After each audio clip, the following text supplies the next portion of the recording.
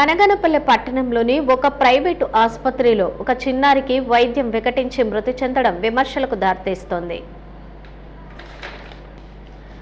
బనగనపల్లె పట్టణంలోని ఒక ప్రైవేటు ఆసుపత్రిలో వైద్యం వికటించి చిన్నారి మృతి చెందిన సంఘటన కలకలం రేపింది.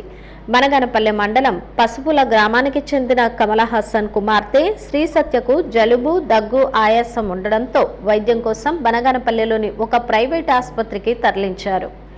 వైద్యుడు ప్రథమ చికిత్స అనంతరం నంద్యాల ఆసుపత్రికి తరలించాలని కోరారు. దీంతో నంద్యాల ఆసుపత్రికి తరలించగా అప్పటికే చిన్నారి మృతి చెందినట్లు వైద్యుడు తెలిపారు. ప్రైవేటు వైద్యుని నిర్లక్ష్యం కారణంగా తమ కూతురు మృతి చెందిందని బాధితులు పోలీస్ స్టేషన్లో ఫిర్యాదు చేశారు. పోలీసులు కేసు నమోదు చేసుకుని దర్యాప్తు చేస్తున్నారు. సురేఖ సార్ ఎల్ఐసి ఆఫీస్ ఎదురుగా సురేఖ హాస్పిటల్కి వెళ్ళినాక ఓన్లీ ఆక్సిజన్ పెట్టి పంపిస్తాము, పొగ పెట్టి పంపిస్తాము అన్నాడు. సర్లే సార్ అని అన్నాక తర్వాత ఆయన పొగ పెట్టుకోకుండా ఏదేదో అవి ఇవన్నీ చెక్ చేసినాక కాలుకి ఇంజక్షన్ పెట్టినాడు సార్. కాలు ఇంజక్షన్ వేసి 5 సూదులు వేసినాడు.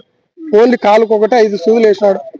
5 సూదులు వేసినాక ఇంకా అప్పటికే కళ్ళు మూస్తుంది, కొద్దిగా మూస్తుంటే ఒకటి పైపు ఈడ పెట్టేసినాడు ముక్కు కాడ. ఆ స్మెల్ బీడుస్తాను ఇంకా లేదు సార్. అసలు నా బిడ్డ నా కాలు లేదు. శ్రీ సత్య పసుపుల.